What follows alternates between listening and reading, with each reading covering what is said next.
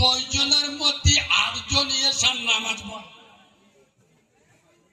আর ফজরের নামাজ পড়বে ওই এরাদা নেই।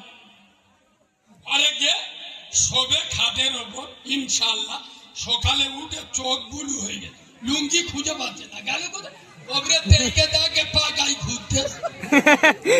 মানে কি এসার নামাজ পড়েনি, ফজরের নামাজ এরা জলসায় মেলায় বিয়ে বাড়ি অনুষ্ঠান বাড়ি গেলে এদের মানিব্যাগ পকেটে রাখে না।